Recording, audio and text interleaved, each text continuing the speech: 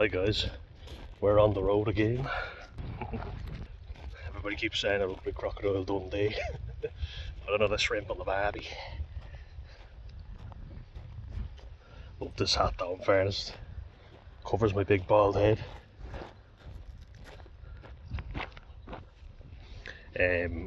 Look at this. It's like being in Australia. It's amazing down here. That's why I keep showing it off. But gotta make another video out and about. Haven't done one of these in a while, but well, at least not a long one. But I want to just talk about this one. Crossover is something which I feel a lot of people can benefit from. So you know when you're trying to go to sleep at night and you're overthinking, it's always, oh hello, it always headbutts my knee to tell me to move. Ah, good boy. Yeah, you headbutt my knee. Funny little chap. He's outgrown his harness. He's getting big. But yeah, when I'm overthinking at night, I'm struggling to get to sleep. Sometimes I get really insightful, and I thought, why not turn that into a positive? And I was talking about in another video I made about watching the movie Kids by Larry Clark. Apparently my Irish accent makes me draw my A's out a bit more. Larry. But when I was watching it, I was getting kind of nostalgic, but I was also thinking of a lot of experiences maybe I missed out on, you know, and all the things I wish I'd done as a kid. Not only that, I think of I'm pathetic now, my life is pathetic and all this, and you know, all the things that I wish had worked out that haven't, and where I am now in my life, you know, how bad it is, how it should be better, and a lot of comparisons going on. But you know what I do, and I find it really helps not to dwell, but to look back and think, is there a good reason for this? So look at everything since you were a kid up until now without dwelling. You know, I want to just emphasise that, because dwelling will get you nowhere. But giving yourself a pat on the back, giving yourself a message to that kid when you were growing up, that'll help you a lot. What I mean by that is, he's just saying hello to his friends. Yeah. Oh, good lad. What I mean by that is, when I look back on every single year that I can remember since I was alive, it's been non-stop shit happening. You know, so strap in, because I go through the list. But you know, when I look now and I think, fuck, you know, my life is pathetic and I haven't done anything with it. And I think, because I haven't had a minute, you know, it's been constant stress and anxiety. So I actually look out often and I see, right, and I think it's amazing how no responsibilities at the minute. What are you complaining about? It's a fair point, because it's amazing here. Down at the beach nearly every day. I can go down to the beach every day. Got this butte with me, don't we? Yeah. So like, what am I complaining about?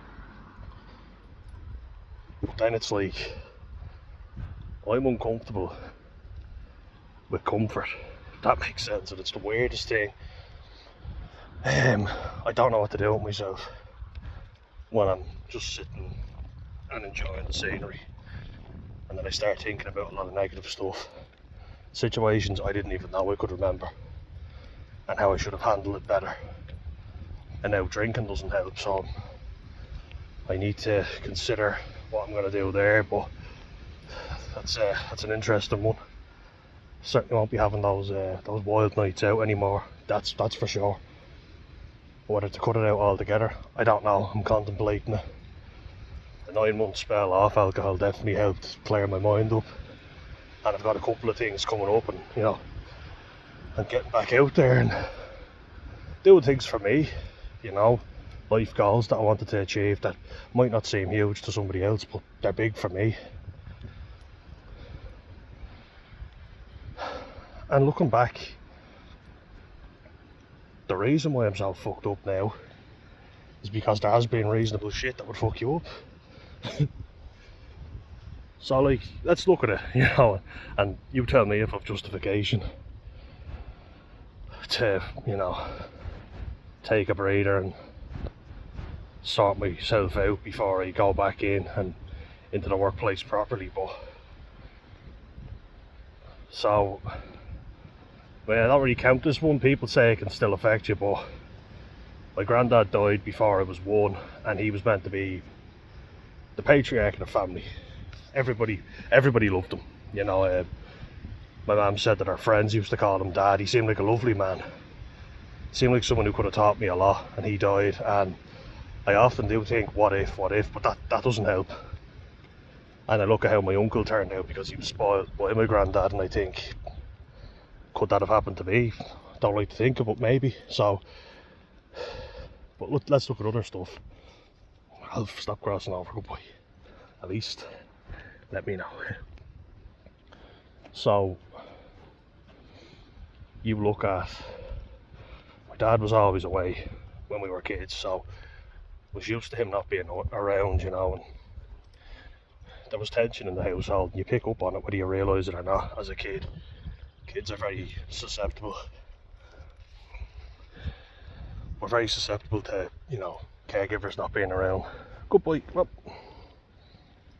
And we're more absorbent and spongy than we realise, you know, we take in a lot more shit than we actually think. And so me and my brother were obviously missing our dad, you know. He was away all the time. So we were like, where is he, you know, and we were delighted to see him. And then at 5 or 6, I'd been held back a year in school. I just made a few friends in school. But I was held back for whatever, I don't know the reason, to be honest, but the principal said I needed to be held back. I started too young or whatever. So that's what my mum did. So the friends I'd made in junior infants, as it's called over here, I had to change that around and met a new group, you know, start all over again. Which I think it has more of an impact than you realise. It did for me anyway. But then, my dad leaving the first time, you know, when my mum and dad were fighting and arguing, which they did regularly, you know, they shouldn't have got married, you know, they weren't properly suited for each other. And it did more harm than good for me and my brother. But I mean, without that, we wouldn't be here. So I am grateful to them for that, of course, and much more, you know. It's not like all they gave me was life and that's it, but there was a lot of shit, you know. And then shortly after, my dad left kicking and screaming. We rarely saw him, and I didn't even remember that, you know. I blocked that out. It was true, we rarely did see him. And then shortly after that, I was diagnosed with autism spectrum disorder and comorbid anxiety. You know, I had a friend, like a good friend, that I was told I wasn't allowed to see anymore because he was starting to kind of go down the wrong path. Then after that, I noticed a lot of kids started treating me differently in school, and he did, you know. We kind of grew apart, whereas we were very close. But yeah, I understand now when my mum did it, she was looking after me and could see that I was that way inclined to go down the wrong path, which thank fuck I never did. I played sport and was part of loads of different teams, even though I found it exceptionally hard to relate to anybody. And that was traumatic in itself, you know, the rejection of that. I was a very anxious kid. I still am an anxious person, but geez, when I look back, I had this habit where if someone even brushed off me or bumped into me, I'd have to tip them or scrape them or nudge them. And then when kids realise that, they see that they can get a laugh out of you, they tip you and run away, which, you know, might seem small to everybody else, but it drove me fucking mental. And I just had to snap out of that. You know, I snapped out because I realised if I didn't, people would be taking the piss out of me running off, but also it would drive me insane. Touch has probably been the sense that I was, you know, I hated the most. I hated people bumping into me or touching me. Just strange I was able to play rugby and it didn't bother me, but I don't know. I guess it helped me in that way. But yeah, like, you know, I played rugby, did boxing, football, Gaelic. Didn't like the team, you know, but liked the sport, so maybe if I tried a different team with Ga, I would have been better off, but played in school and enjoyed it, you know. I tried a lot of different things, but I was very lonely as a kid. And then, like, you look at stuff that happened, like being 9 years old, like I used to give my brother a hard time, which I'm not proud about, but I always justified why I got the shit kicked out of me by my dad. Wasn't justified, you know what I mean? It's not fucking justified, ever. I was 9, and he punched a 9-year-old kid, threw him on the ground, and kicked him in the back. There's no justification for that. You could drag him and slap me, yeah, that'd probably be fair. You could say, it's probably pretty reasonable, but what hurt even more is that my mum came in and did nothing about it. She never stopped it. And I got into a fight before with another kid, and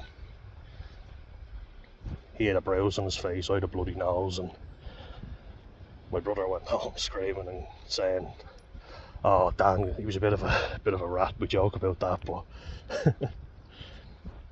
my dad didn't even listen to me. He just saw blood in my nose and was like, "Oh, you've been in a fight." He hit me over the head as well.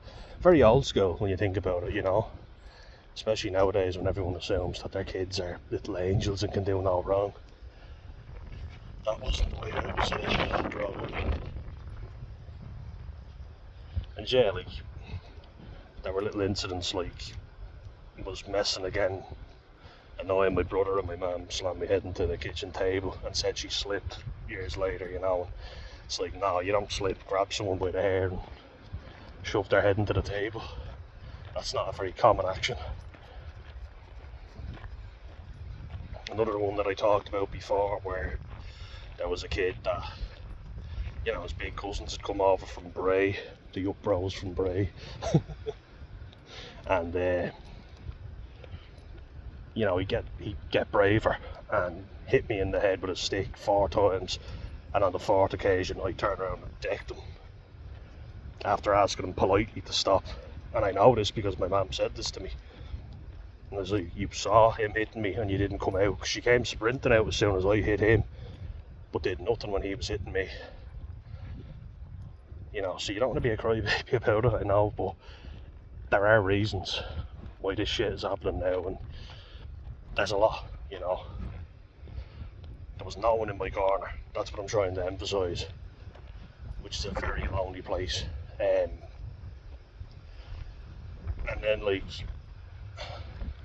yeah, there was violence, there was aggression on my part, but it was never without reason. Someone had always done something to piss me off. Might have been disproportionate to what you would consider normal, but what is normal? I ask you. And then the teenage years, like, there was a lot of drinking. Antidepressants, which I got put on when I was 15, and absolutely killed my libido and sex drive. And so I was embarrassed, you know, and I got shamed because of that. Because, oh, that was a good boy. Let's go. Because I couldn't get it up. Which is a 15-year-old, imagine saying that you're meant to be shagging everything that moves. Some people find out that you're a limp dick. That's what you get called. You get slagged off about that, which is funny. Like, it is funny. I even laughed about it, but it's also embarrassing. If you didn't laugh, you'd cry. But yeah, there was that. So I was miserable in secondary school. I used to go around just like, big head in me. Come on, cross. Come on out. Good boy. It's gone further than I thought you would, in fairness, because it's a scorcher. But yeah, like,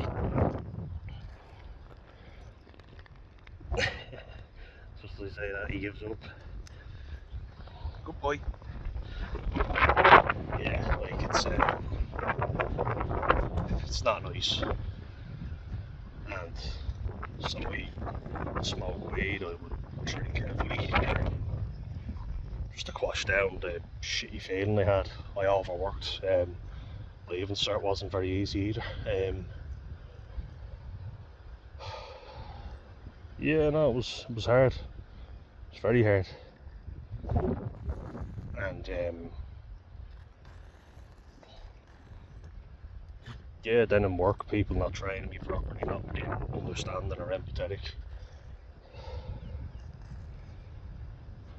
It's hard to talk about this stuff, it is, and I know I should, but I can't sometimes keep going. Come on out, good boy. Look, yeah. Is that your road? Better get in. Yeah, we better get in. Come on. Look at him. Scratchy chicken. Come on.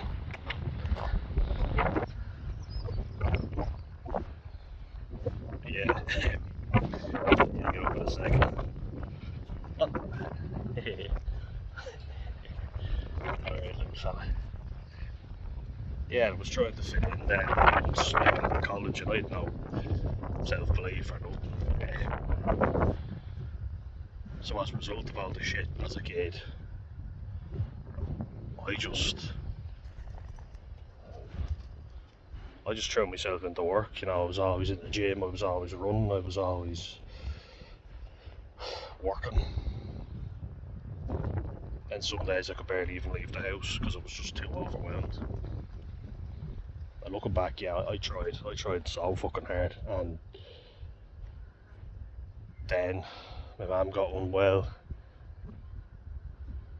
Like, my mum and dad split up twice, but the divorce was kind of like the final factor of, it was like, so they split up once, then got back together, and it was toxic. My dad was always butting heads with me, always just assumed I was in the wrong, or say, why are you so aggro, and he'd laugh at me or go, what's wrong with you? We'd never have any patience or sympathy.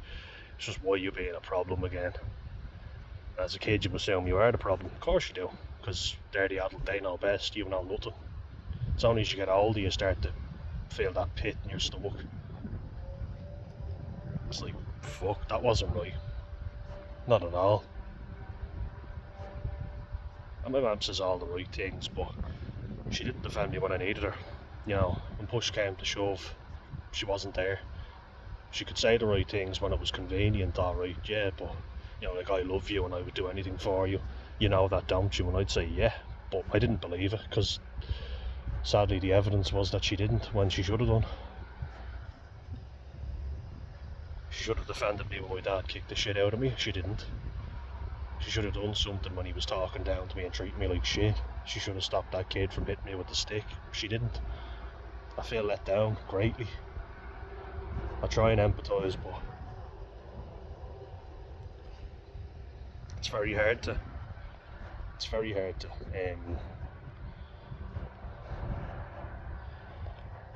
Just gotta start walking this way.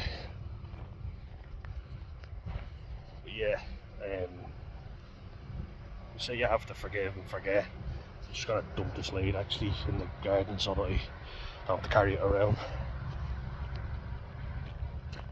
I'll leave it here and then pause that. Come back and get that later. I can hear all the tractors. It's perfect for getting all the crops. I feel like this warrants a deeper dive. So I'm just going to pause it, and then when it's a bit quieter I'll start up again. And we're back. And just look at the turbines. I love looking at the wind turbines. Over there. Oh, it's class. Bigger in that field. Oh, look at that. Everybody's out in the garden. Everybody's doing bits and bobs. Such a nice day.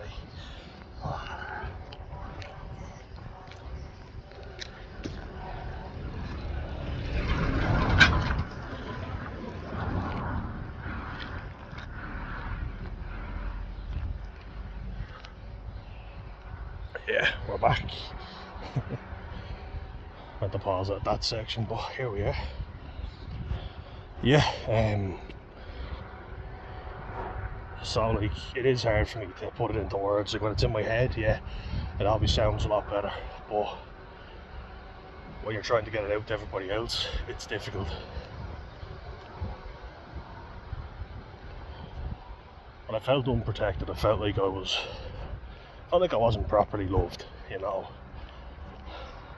It's easy to say to someone that I love you and I would do anything for you, but actions do speak louder than words, and a lot of people did nothing for me with actions.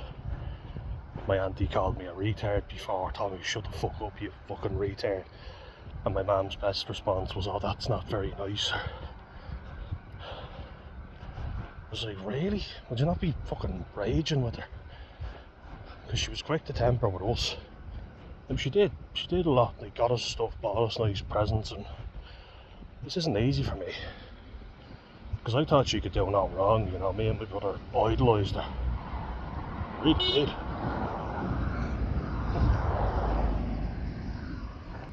Got a honk and a wave. Thought it was my brother. It's just some young one waving at me. I'll take it. Gas. Yeah, just people being friendly, can't complain about that. Look at this now, just. This is something I'm grateful for. Oh, look at that. That's class. Oh. And I am very grateful for this, yeah.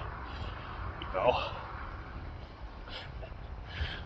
That's made my day now, that has. Good looking young one as well, I will add. Just waving. See, some people don't even wave when they're approaching you head on. She was driving past and went out of her way. Maybe she thinks I'm an Australian tourist or something. Because I tan quite well. I've got Polynesian tattoos and I've got the hat. G'day, can. If you fucking soul 'em. Miss Stern, if you're watching, that one's for you. Although you're supposed to only say it with men, isn't that right? Yeah, so I hear. Just a bit more, like, look at that. It's class. Actually amazing. I don't like to judge, but if you don't like this, then there's something wrong with you. People say they could never move back to Dublin, and I'm with you 100%. Other people say they'd move back in a heartbeat. They're like the hustle and the bustle of the city. I'm like, no fucking way. Never. So yeah. Oh, where was I? Oh, they're dropping something.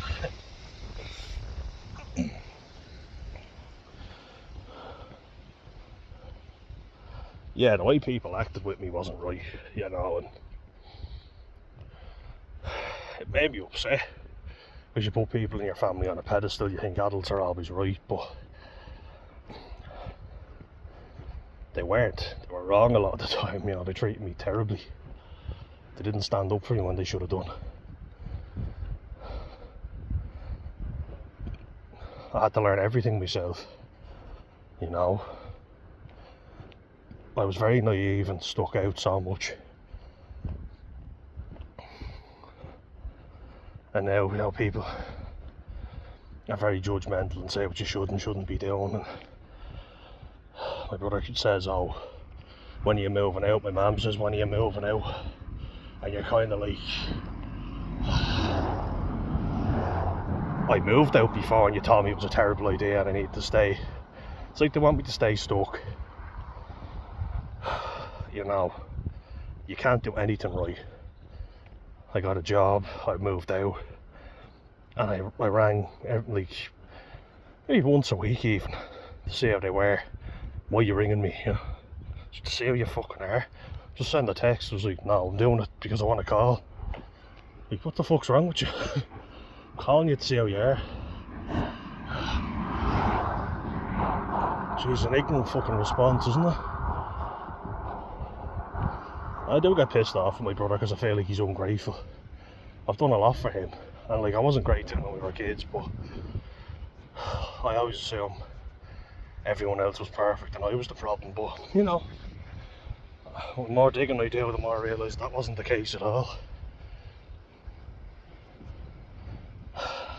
And to be perfectly honest, I was jealous because everybody liked him better than me, which is not good on my part, but that's not his fault. But that's how adults made me feel, like I was inferior to him because he could do stuff and I couldn't because I was more awkward and more fucking autistic. And there are some behaviours of mine, quite a lot actually, that I'm ashamed of. Don't think for a second I'm an angel, not at all. But I'm willing to admit to that. Some of the stuff I've done has appalled me. I think, how the fuck did you do that, you know? And I feel like a hypocrite because I'm like, I've been a bully, I've been an arsehole. At least I'm man enough to apologise to the people I did it to. No, that wasn't right. Get therapy as well, you know, which I have. Because I acknowledge a lot of my behaviours were so fucking toxic. And that's not right, you know. I don't get a free pass. Don't for a second think that I think I'm perfect. I'm far from it. I mean, none of us are, as the cliche goes, but you'll notice that when you start to accept yourself, you can admit when you were wrong. Whereas when you're in the shit and you're not dealing with trauma, you cannot accept what you've done wrong, because to look at yourself is painful. You can blame other people, and that's not what I'm trying to do here. I did for a while, absolutely.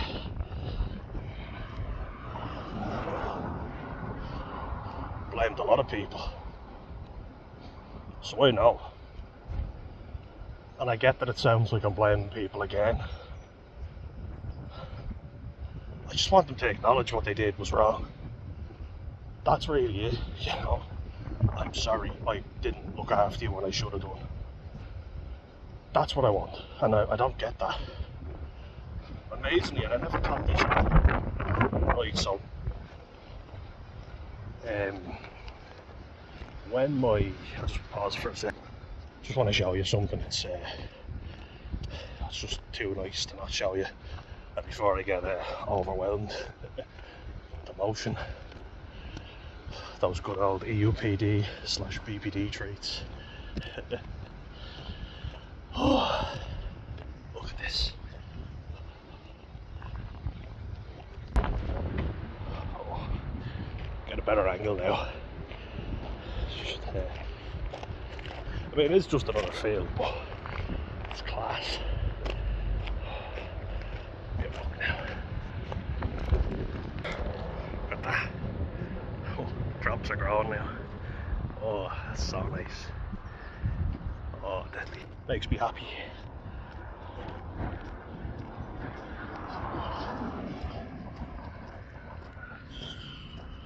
Stops me being in a pissy mood.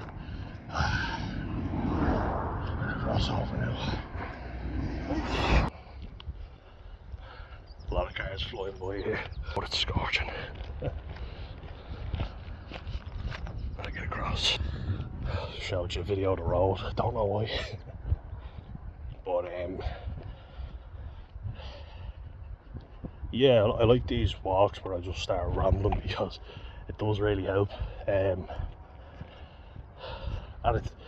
I think it's long overdue that I start another rant on the road. But we're back anyway. To a full-blown rant from Dan.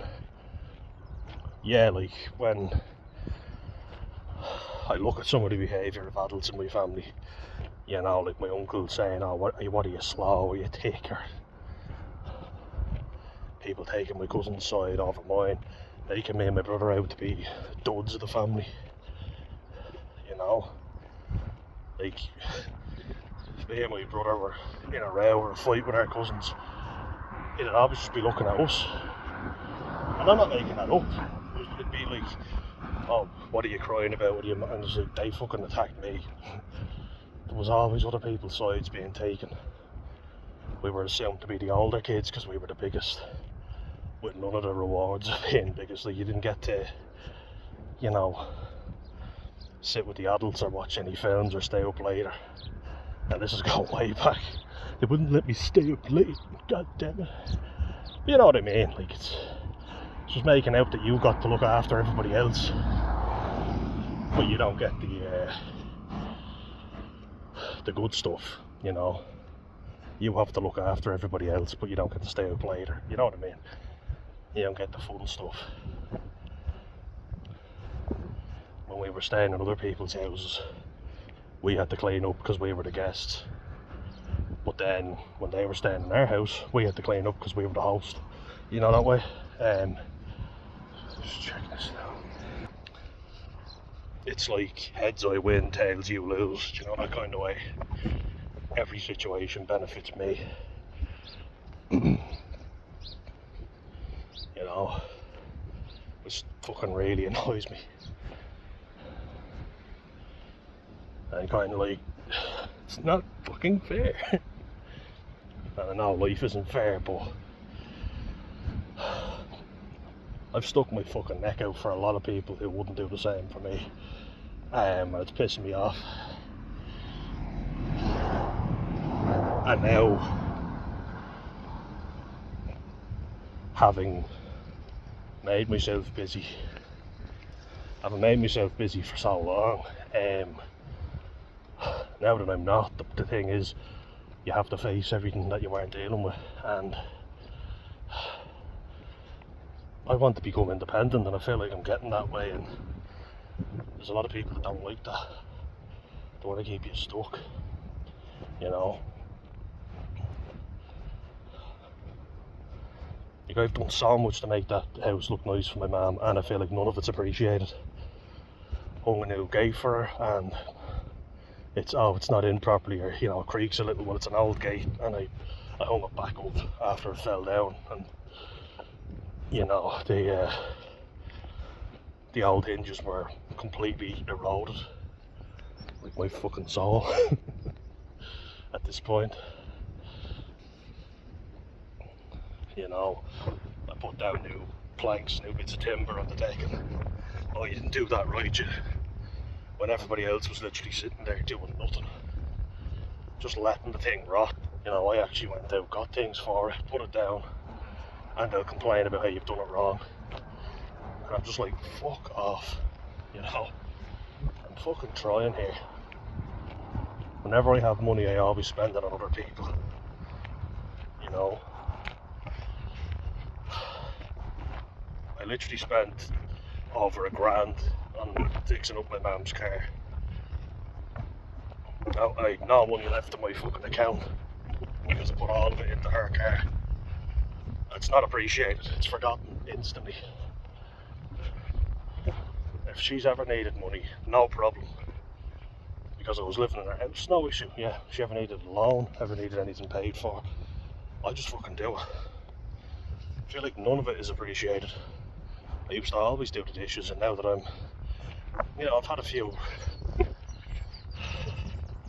really bad depressive episodes recently where I'm not doing an awful lot, and it can look like laziness, but it's just exhaustion because I'm fucking healing, you know. And it's, oh, you need to help more. It's only noted when you do something bad, and that's what I fucking hate. It's like the good things you've done count for nothing, ever. Like, they don't count for shit. I've gone around finding bits of wood so that you could use it in the fire, and we don't have to pay for that. That saves us money, but that's not appreciated either. It's only the bad that you do, you know what I mean? And I'm fucking sick of it. So, like, when it came to all the shit in school, being rejected and dealing with fucking child abuse, which it was, you always go, no, it wasn't, stop making it into something that it's not. And nobody had to say that to me, I said that to myself.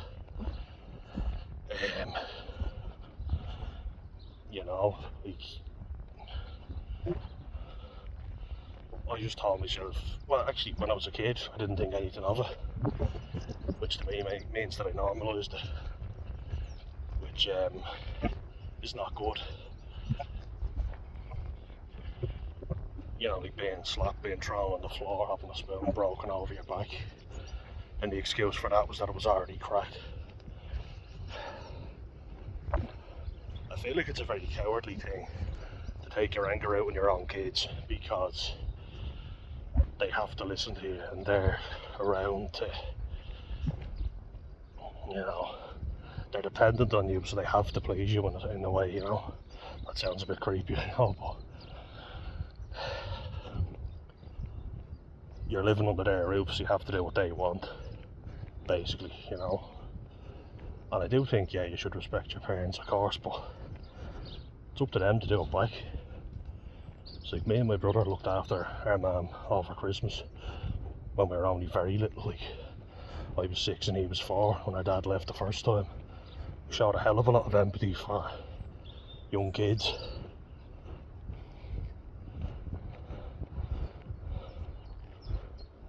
And we looked out for people. My brother was always quite sensitive and airy-fairy, which is fine, you can be whatever you want, but I got to a certain age and I was like, okay, I'm not retarded anymore, I need to learn how to be a good brother.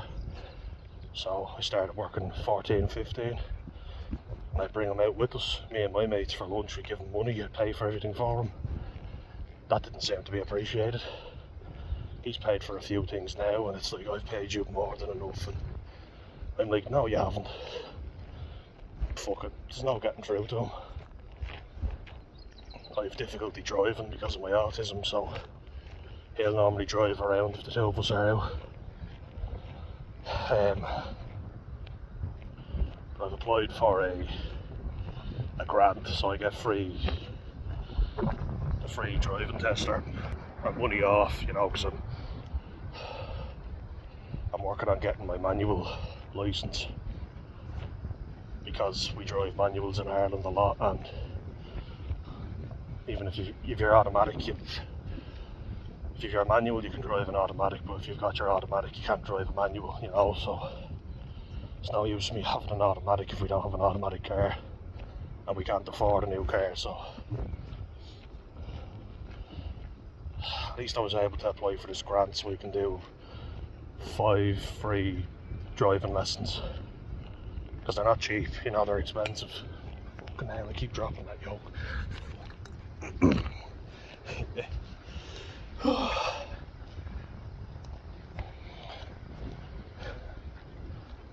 But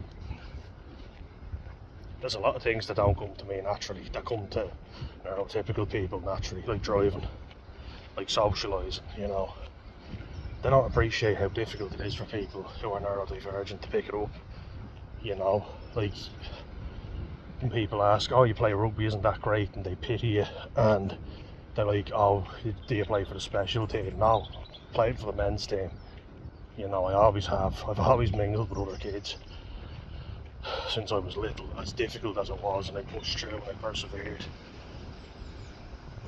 But it just got harder, it just was grinding me down, because it's not just physically draining, it's mentally draining for me, having to be around people and socialise. And in a team sport you have to socialise, not even realising it, you just do, and it's fucking tough. You stick out like a sore thumb. That leads to a lot of painful feelings, because you're like, everybody else is picking everything up so easily and I'm not. I'm lagging behind, as always.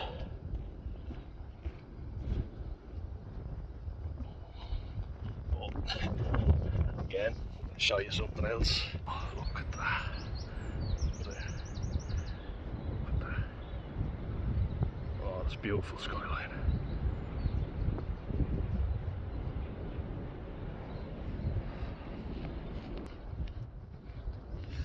Just to calm myself down. There's a lot of shit that's happened, and the point I'm making is there's a reason why I have all these negative thoughts. You know, I'm going out with someone that I really like, and rather than being happy about that, it's, oh, what if she finds out what I'm really like and how awkward I am, and they're thinking I shouldn't be feeling that way, but there's a good reason I am. Like, I've worked since I was 15 and I never had a moment off. Worked all the way through secondary school, on and off antidepressants, you know, binge drinking, just to numb the fucking crushing anxiety I felt all the time. And I know exactly why I drank, you know, because I hated myself. I absolutely fucking hated myself. I didn't want to be in my own head. I hated that I couldn't socialise. I hated how awkward I was. When I was drunk, I didn't have to deal with that. It was the first thing that ever numbed that for me, so I loved it. Yep. Absolutely fucking loved it. And without alcohol, I don't think I would have ever socialised, if I'm being perfectly honest. I could say, oh yeah, I wish I'd never drank, but I was so bad socially, so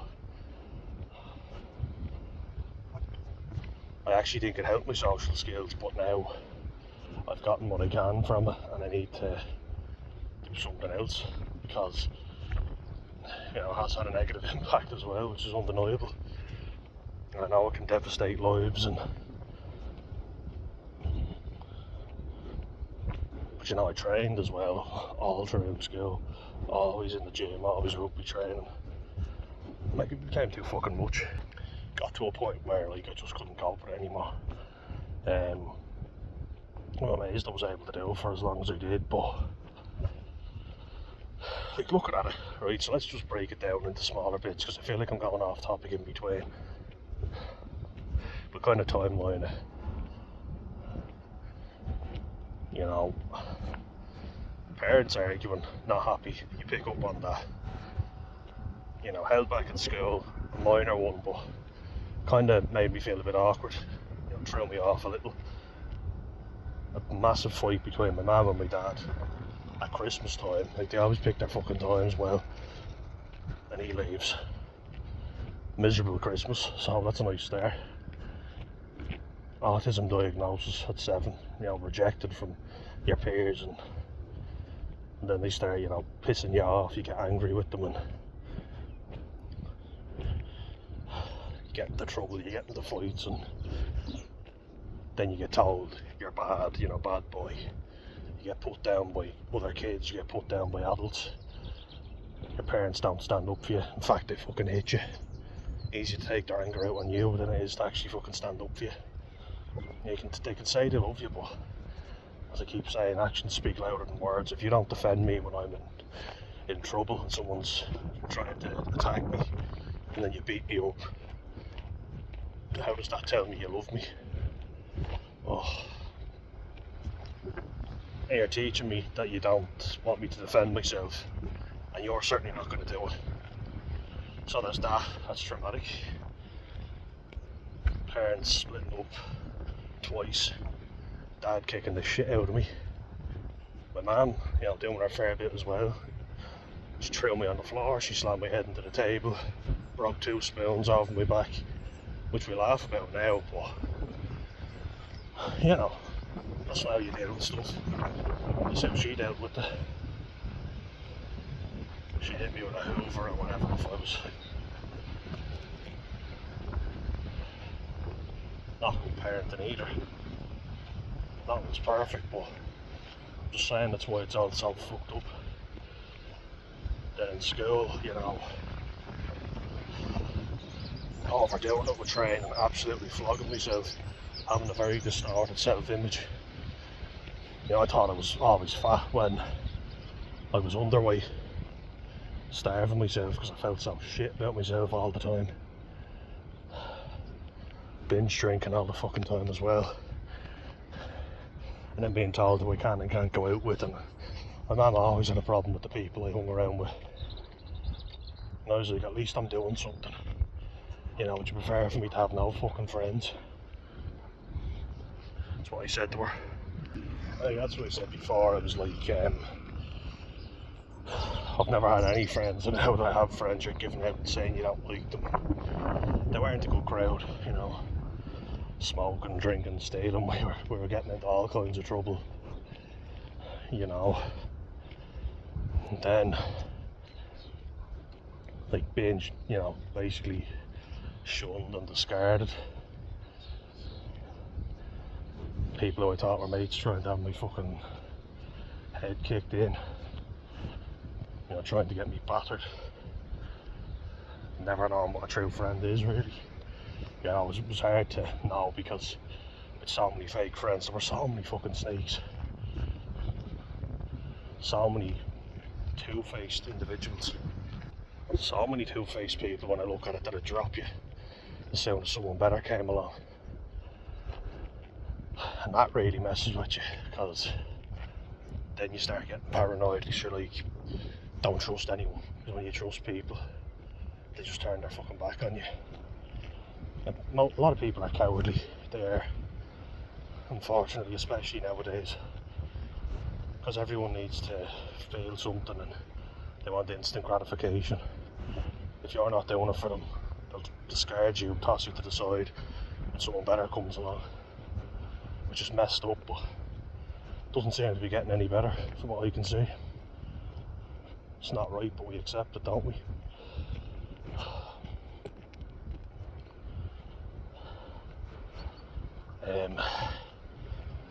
So yeah, take all the shit in school, you know, the fights I got into, the trouble I got into, being basically accused of stealing something I didn't, nearly being expelled and then no apology given, being made out to be a problem child.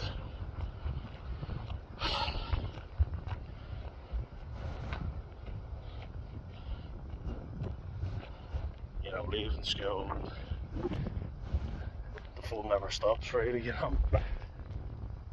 You're straight out into the workplace for a job that you can't even do because it's not arranged properly. You know, my dad was perfectly prepared to just shove me into a fucking job that he said he'd planned out for me. He said, don't worry, it's all sorted. It wasn't. I didn't have a car, I didn't have anything.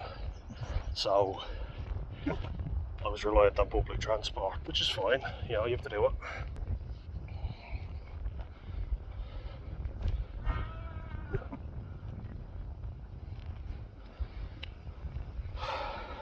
So yeah, it's like,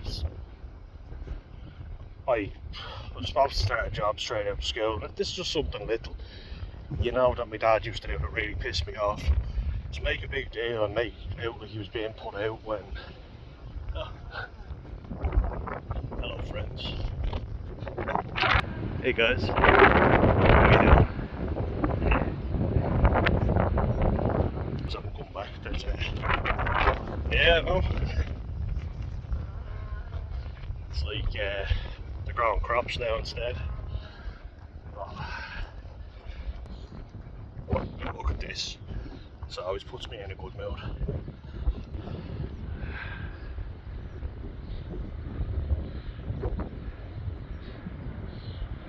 Look at that.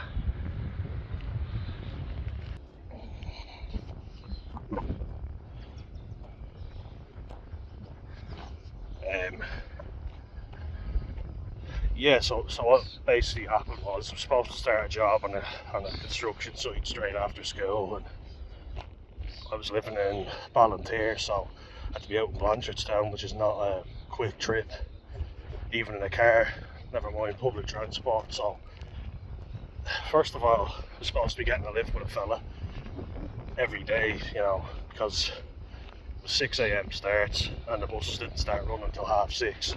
It took me 2 hours to get out, so 8:30, 2.5 hours late, you're not getting fucking hired, you'll be thrown off, so what's the fucking point? So your man said he'd give me a lift one day. After that, literally after the first day, I had to make my own way home, so I was like, well that's fucked.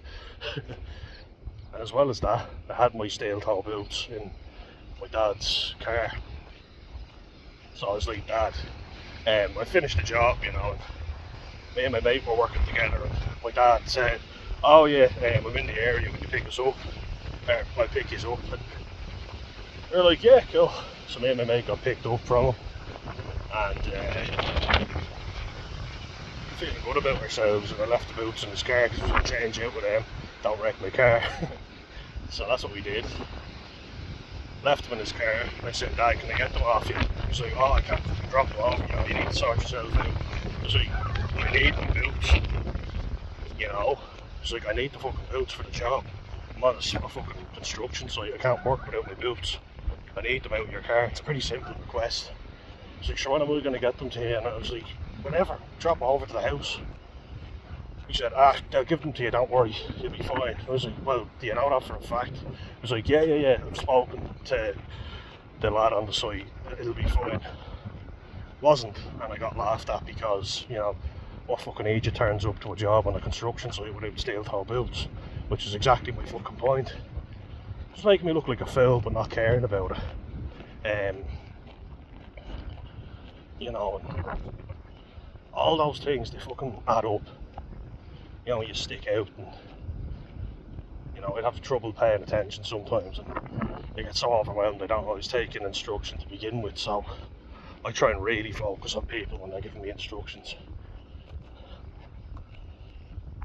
But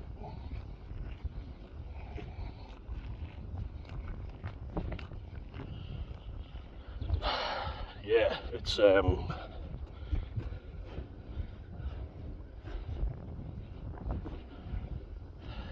makes you feel inferior to everybody else because you don't pick up on stuff that they all pick up on, or at least give the impression they're picking up on. I fucking hate that. It's one of the worst things, you know, for me. Of being mocked by your own family. I was feeling so little. So whenever I feel down, I'm like, that's why, you know. And then, like, as I say, wasn't all peachy leaving school to begin with that job. Went to college, you know, played rugby, realised I couldn't, nearly failed everything. But I didn't give up. You know, and I'd be the first to beat myself up and go, I'm not trying hard enough. I was playing sport all the time, which to be fair kept me out of trouble because God knows what would have happened. I'd either be dead, I'd say, or in prison, to be honest with you, because I had all this tension. I think I would have taken my own life. I would have had somebody else take my own life for getting into a fight or a row. I'd be in jail. Because one thing sport does that I'm very grateful for is teaches you to be humble. It does humble you. I know there's a few arrogant twats in sport, but you're always going to meet someone bigger and stronger who'll put you on your arse, put the fear of God into you, and you realise then I have to get better at this. If you're like me and wanted to actually do something, you know. So I'm always grateful for that. As hard as it got for me, it gave me an outlet.